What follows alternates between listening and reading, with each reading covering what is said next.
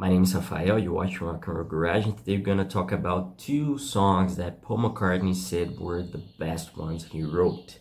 But first, please subscribe to the channel, like the video, and leave your comment. Tell me if you like these songs or not, okay? Well, let's start. The first one is I Saw Her Standing There. And, if you had the chance to see Paul McCartney over the decades, you know that he plays this song every show he does. And, it's one of the things I have to complain about Paul's live shows. They're incredible. I love him, but he doesn't change the set list much. I mean, it's really hard to see him play a new song. I mean, I had the chance to see him twice during the past decade, let's say. He doesn't change the set list much. And I Saw Her Standing There is always there. But anyway, he has a huge catalog to cover, but he prefers to cover only a few specific songs, and I Saw Her Standing There is one of them. And he pointed out, it was pointed out by Howard Stern in 2021 that Paul revealed in his book called The Lyrics that the favorite song he wrote was I Saw Her Standing There, released in 1963 as a single. And in the interview, he recalled that originally, that's what Paul said, that the second line of the song would be, "She'd never been a beauty queen."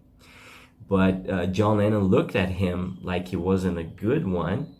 Then he changed to "You Know What I Mean," which made the song better according to Paul. And that's why there is that line. She was only 17, you know what I mean? And Paul recalled in an interview with Bob Mortimer in 2023 about a funny moment when he went to see Jerry Seinfeld at a stand-up comedy show. And obviously Jerry knew that Paul was in the audience at one time. Jerry said, for instance, Paul wrote, "She was just 17, you know what I mean?" Well, and this is what Jerry said, "Well, I'm not sure. We do know what you mean, Paul, or not." And everybody laughed and etc. And it was one of the Beatles' biggest hits, certainly on their top 10, I would say. And according to Setlist FM, the track was played by the Beatles live almost 200 times. And Paul featured the track on his solo set list more than 400 times over the decades. So he really loves this song. And at the time it was released, it peaked at #1 in many countries. When it was released as a single, for example, it was #1 in the USA, Denmark, Australia, Netherlands, Sweden, United Kingdom, Norway, and Finland. Everywhere, really. And this takes us to the second one on the list, the second song he mentioned as one of the greatest ones he wrote, which is "Here, There, and Everywhere." And this track was featured on the band's 1966 album Revolver, which is quite underrated, I would say.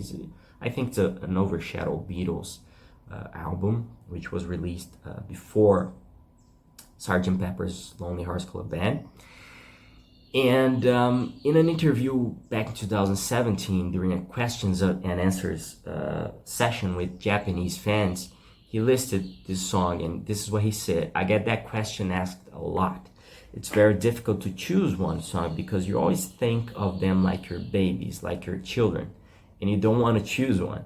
But because I get asked that a lot, I always choose Here, There, and Everywhere, as I think it's a quite good song, and I was pleased with it when I wrote it. One memory is that we were filming the film Help. I was in a cabin in our room after being skiing in Austria. John Lennon and I were listening to an album, Here, There, and Everywhere came on. I remember John saying, that's probably my favorite song of yours. So that was a good compliment. I always remember that. So yeah, that's probably my favorite too." That's what Paul said about that song.